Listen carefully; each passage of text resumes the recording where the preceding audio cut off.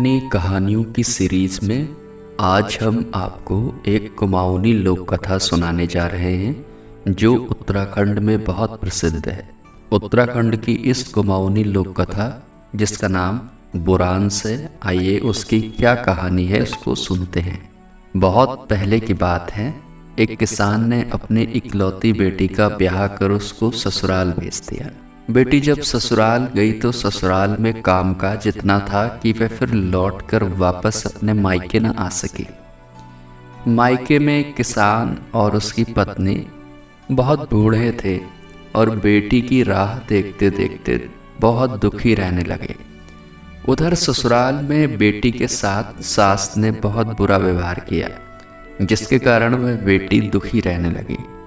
एकांत में मन ही मन कुढ़ती और रोती रहती। वहाँ कोई भी उसके मन की बात को सुनने वाला नहीं था। कई बार उसने अपने माँ बाबू को संदेश भेजना चाहा, लेकिन कोई ऐसा विश्वसनीय व्यक्ति ही नहीं मिला जो उसके संदेश को उसके माँ बाबू तक पहुँचा सके। वह घर आंगन, खेत खलिहान, जंगल जहाँ भी जाती उदास रहती।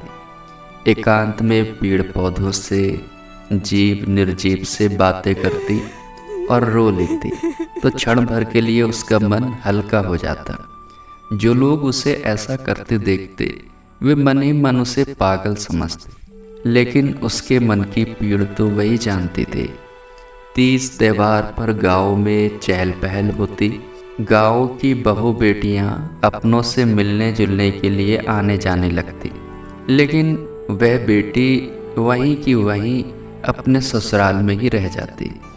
किसान और उसकी पत्नी भी अपनी बेटी की राह देखते देखते निराश हो जाते। एक दिन बेटी ने सुना कि उसकी माँ बीमार है।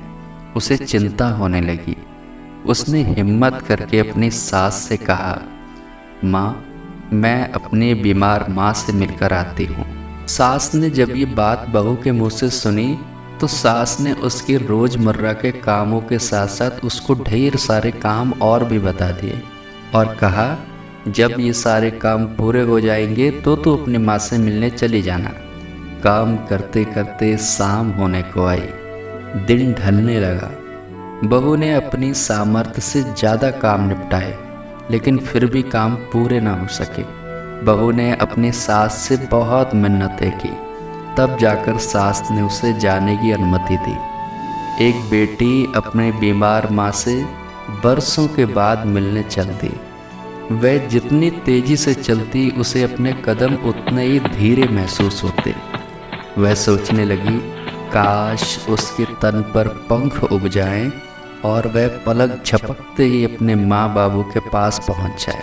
वो ये सोच सोचकर तेजी से चलती जा रही। आखिरकार वह अपने घर पर पहुंच ही गई। घर की चौखट पर उसने देखा, उसकी माँ उसकी याद में सूखकर कांटा हो गई है और पिता तो एकदम बूढ़े दिखने लगे हैं।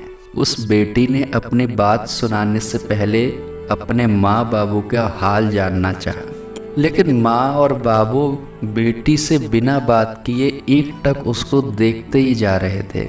मानो उनको ये विश्वास ही नहीं हो रहा था कि जिस फूल सी बेटी को उन्होंने विदा किया था, आज ये जो उनके घर आई है ये उन्हीं की बेटी है।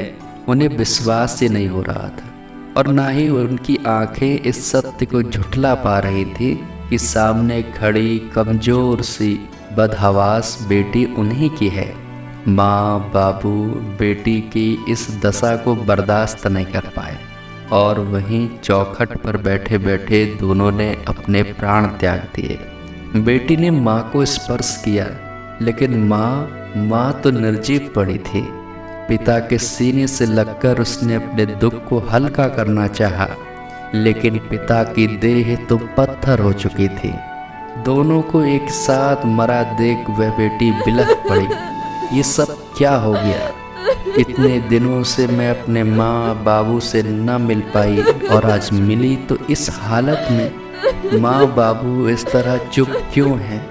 बेटी ने उनको झंझोड़ा, लेकिन दोनों जीवित नहीं थे। बेटी फूट फूट कर रोने लगी।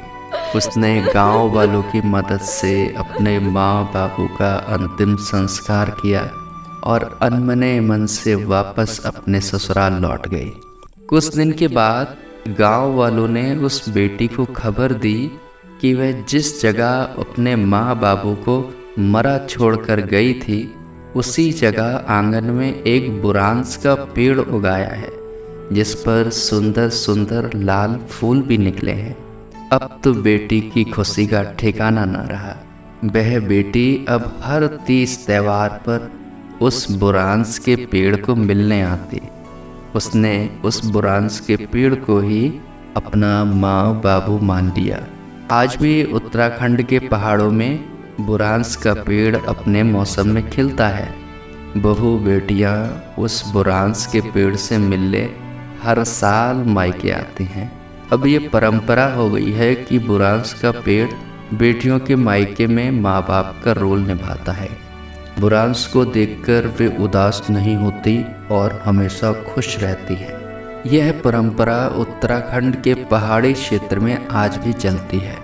बुरांस के पेड़ को लड़कियां अपना माँ बाबू की तरह ही प्यार करते हैं और जब जब बुरांस का फूल खिलता है वे अपने ससुराल से अपने मायके मिलने आती हैं।